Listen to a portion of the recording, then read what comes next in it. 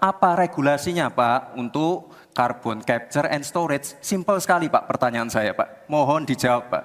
Dijawab sesuai pertanyaan yang saya tanyakan Pak. Nggak perlu ngambang kemana-mana Pak.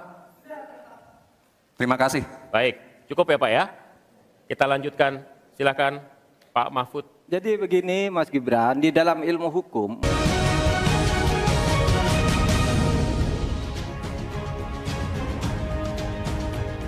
Anda kembali bersama kami di debat kedua calon wakil presiden pemilu 2024. Dan sebelum kita memulai segmen ini, kami mau mengucapkan apresiasi yang setinggi-tingginya kepada semua hadirin yang ada di sini. Suasana cukup kondusif. Kita berharap ini akan terus terjaga karena sesi ini sangat-sangat rentan untuk terpancing. Jadi kita sepakat dulu ya, kita komit dulu ya. Karena di sesi ini, jika sesi sebelumnya pertanyaan disiapkan oleh panelis, maka di sesi ini pertanyaan disampaikan oleh kandidat atau calon wakil presiden kepada calon wakil presiden yang lain. Betul, jawaban pertanyaan akan ditanggapi oleh cawapres penanya dan selanjutnya akan direspon kembali oleh calon wakil presiden yang menjawab. Tapi kami kembali mengingatkan kepada para calon wakil presiden untuk melakukan tanya jawab sesuai dengan tema debat, yakni ekonomi kerakyatan dan digital, keuangan, investasi, pajak, pengelolaan APBN dan APBD, perdagangan, infrastruktur, dan perkotaan. Sebelumnya kami undang Bapak-Bapak calon wakil presiden untuk maju lagi ke podium. Kita akan mulai segmen ini segera. Sesuai dengan urutan tadi, kesempatan pertama akan diberikan pada calon wakil presiden nomor urut 2, Bapak Gibran Raka Buming Raka untuk bertanya kepada calon wakil presiden nomor urut 3, Bapak Mahfud MD. Waktu Bapak 1 menit, dimulai dari Anda berbicara. Baik, terima kasih. Ini karena Prof. Mahfud adalah ahli hukum, saya ingin bertanya bagaimana regulasi untuk carbon capture and storage. Cukup? Cukup Bapak? Baik. Baik. Silakan Bapak Mahfud untuk menjawab. Waktu Anda untuk menjawab adalah 2 menit. Kita akan mulai ketika Bapak mulai berbicara. Silakan. baik Mas Gibran yang terhormat, regulasi itu kalau orang ahli regulasi itu tidak harus spesifik satu persatu itu kecuali proyek pembuatan regulasi itu sudah ada, ya. Proyek perbuatan regulasi sudah ada, kita harus buat ini baru, dibuat regulasinya bagaimana.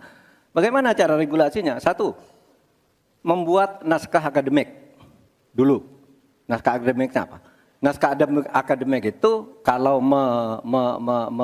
mengikuti pola yang sederhana aja, pakai aja kasus RUKIPI namanya. Kalau di dalam ilmu perundang-undangan itu, misalnya regulasi yang sudah ada bagaimana, kalau belum ada bagaimana. Kemudian opportunity-nya bagaimana. Kemudian kapasitas lembaganya bagaimana. Kemudian komunikasi publiknya bagaimana. Kemudian ideologisnya bagaimana. Itulah yang disebut RUKIPI dan prosedur tentu saja. Nah itu yang akan kita buat kalau saya ditanya bagaimana mengatur soal regulasi undang-undang tentang karbon dan sebagainya, bukan hanya karbon dan itu. Jadi itu yang akan kita lakukan. Tetapi sebenarnya ya yang terpenting itu bagi saya apapun yang akan kita bangun itu kan harus ada sistem pengawasan keuangan. Barangkali Mas Gibran sudah tahu atau belum tahu juga karena ini baru. Pada tanggal 9 Desember kemarin itu sudah ada sebuah sistem SIPD namanya, Sistem Informasi Pemerintahan Daerah, yang itu mengaitkan dengan APBN dan sebagainya, sehingga ada pengawasan terhadap uang itu mulai dari perencanaan, pelaksanaan sampai evaluasi dan sebagainya. Nah itu saya kira pedoman utamanya. Selesai. Cukup. Baik. Harap tenang. Masih belum Kita selesai. lanjutkan. Ini masih belum selesai nih. Kami berikan kesempatan kembali kepada Pak Gibran untuk menanggapi. Baik, terima kasih Pak. Kalau masalah SIPD ya tentu saya tahu Pak. Saya kan wali kota Pak. Saya pasti pakai SIPD untuk perencanaan anggaran kami Pak.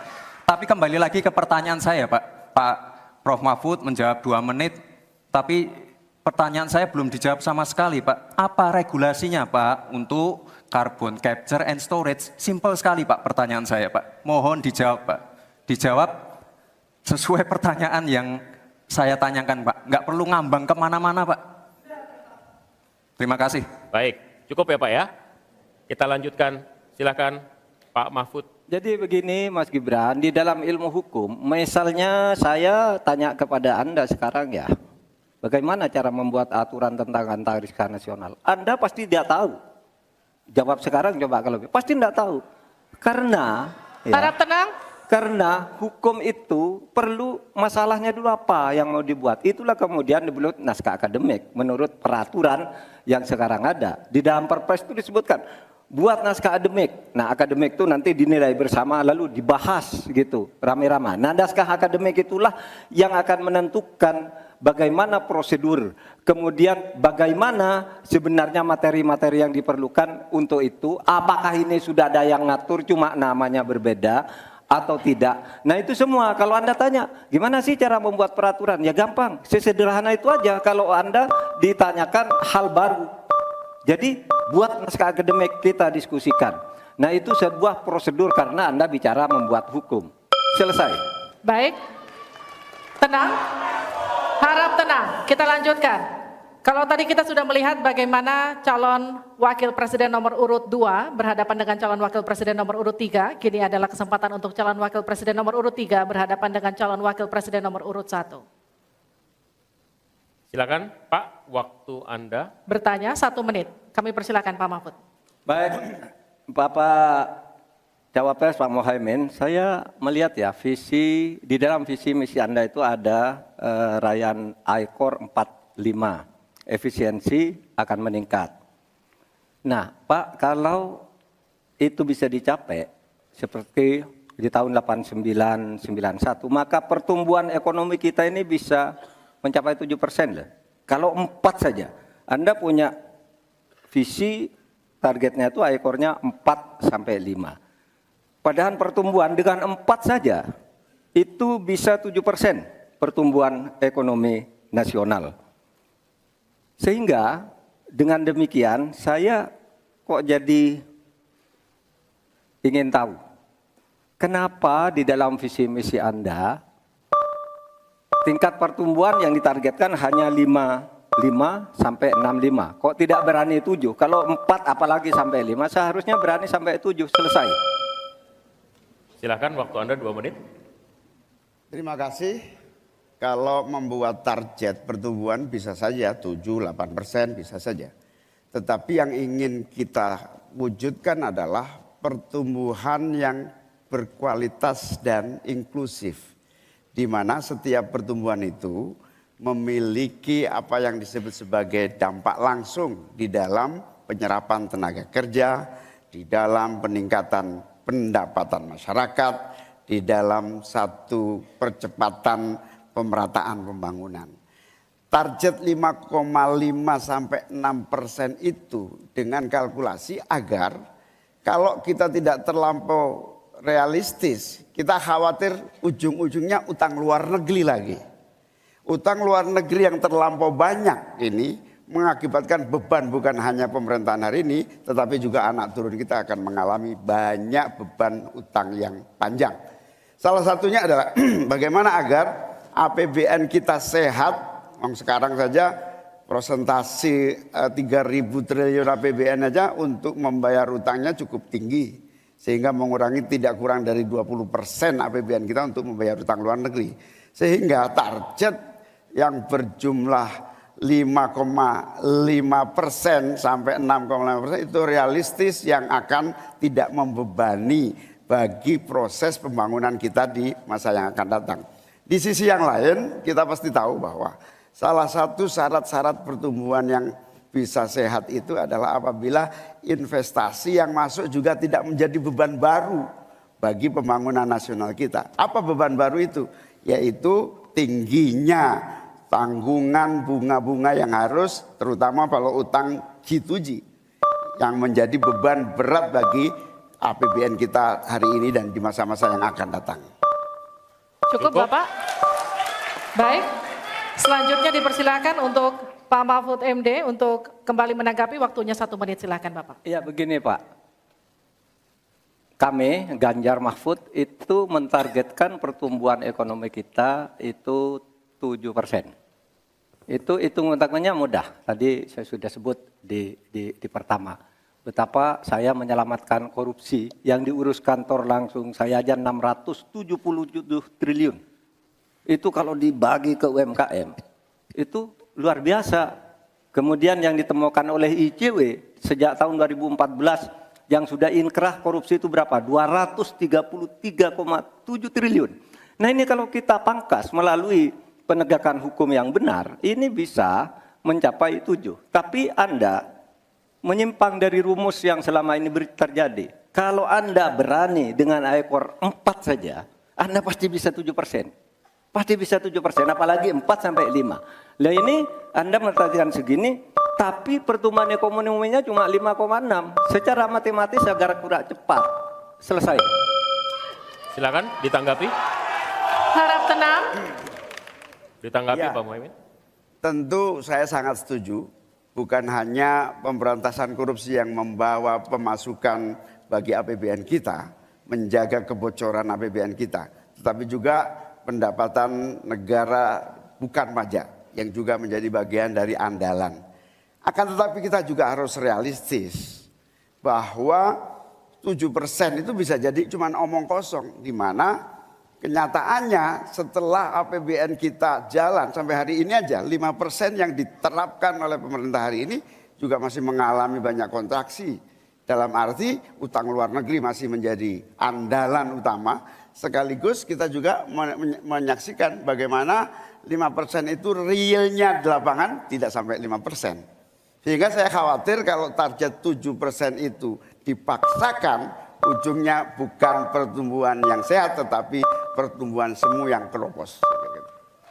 Baik, Tenang, kita lanjutkan. ya. Interaksi antara 3 dan 1 sudah selesai. Sekarang giliran interaksi antara 1 dan 2. Pak Muhaimin silahkan bertanya kepada Pak Gibran dan kemudian akan ditanggapi. Waktu Anda 1 menit untuk bertanya. Terima kasih Pak Gibran. Pak Gibran ini telah berhasil menjadi wali kota sekaligus pengusaha yang sukses. Bahkan berbagai proyek-proyek besar telah berhasil dibangun di Solo. Ini menjadi prestasi, tetapi kita ingin prestasi ini ditularkan kepada yang lain. Saya ingin Pak Gibran menyampaikan tips and tricks agar bupati, wali kota, dan pemerintah daerah yang lain bisa belajar agar proyek-proyek besar bisa dimasukkan di kota Solo. Bagaimana caranya ini? Tenang. Itu. Cukup? Cukup. Baik. Cukup. Silahkan waktu Anda. Pak Gibran, waktu Anda 2 menit untuk menanggapi. Baik Gus Muhaimin, saya jelaskan ya. Sekarang Indonesia itu sudah memulai yang namanya pemerataan pembangunan. Yang dibangun bukan hanya Solo saja. 53% investasi kita sudah ada di luar Jawa. Kalau kita pengen fair ya Gus, Tenang. Mohon tenang, mohon tenang. Tenang. jumlah proyek, jumlah anggaran yang digelontorkan ke Solo sebelum saya jadi wali kota itu lebih besar. Saya tahulah ini arah pertanyaannya kemana. Tapi yang jelas ini Gus, apa yang sudah dibangun, yang kita lihat bukan bangunan fisiknya saja, tapi kita lihat impact-nya ke warga. Bangun masjid menggunakan CSR dari Abu Dhabi. Impact-nya apa? UMKM kita sekarang melesat, wisata kita melesat. Kemarin waktu Idul Fitri, kunjungan wisatawan ke Solo melebihi Jogja. Itu impact-nya. Lalu kita lihat, kita punya kebun binatang Solo Safari, tidak pakai APBN. Masjid tidak pakai APBN. Tapi impact-nya apa? Impact-nya ke masyarakat.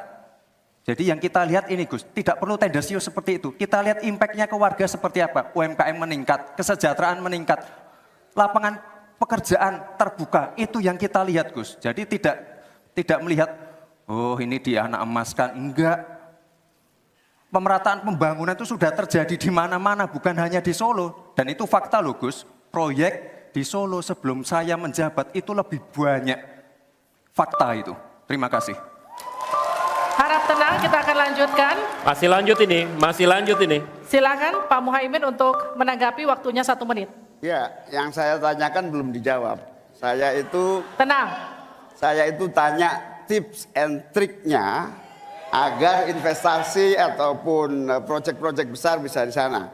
Sebab saya lihat itu ada 32 proyek pemerintahan pusat, ada juga berbagai program-program yang luar biasa, patut kita banggakan. Dibandingkan dengan misalnya Kota Madiun yang hanya 11%, Cirebon hanya 7%, Tasikmalaya. Kita ingin triknya apa? Sehingga akses pendanaan pembangunan itu bisa bersifat adil dan merata. Bukan hanya di satu kota, Harap tenang, tapi berada di seluruh. Kita lanjutkan. Ini yang menjadi catatan saya adalah keadilan dalam melaksanakan APBN. Kalau kita jadi pemerintah pusat nanti, tugas kita adalah membagi secara adil seluruh proyek-proyek nasional kita. Cukup. Silakan Pak Gibran untuk menanggapi. Waktunya 1 menit, silakan. Mohon tenang. Baik Gus, saya jawab lagi. Sebelum ada proyek dari pusat masuk, kita ya, para wali kota ya, harus menyiapkan yang namanya readiness kriteria. Kalau nggak ada itu, nggak mungkin proyek itu masuk. 2, kita sebagai wali kota harus menyiapkan hal-hal non-teknis. Relokasi, nego dengan warga-warga, bantaran sungai, bantaran rel kereta api. Itu Gus, 1. Lalu kita juga harus berkolaborasi, tidak semuanya pakai APBN. Ada yang pakai APBN plus APBD plus dibantu, saya sering dibantu Pak Ganjar, gubernur saya. Ini kolaborasi, jadi tidak semuanya APBN, ini kolaborasi, ada CSR juga, ada BUMN juga, ini kolaborasi. Dan sekali lagi sebelum itu masuk, kami para wali kota menyiapkan readiness kriteria, itu. Jadi ya saya kira ini cukup fair Gus. Ayo mana Baik. pendukung? Tenang. Apresiasinya.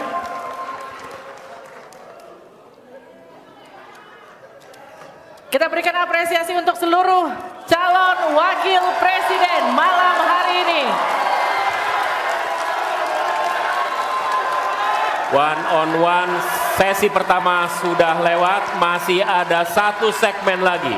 Ketika calon wakil presiden bertanya dan berinteraksi dengan calon wakil presiden lainnya. Tetaplah bersama kami di debat kedua calon wakil presiden pemilu 2024.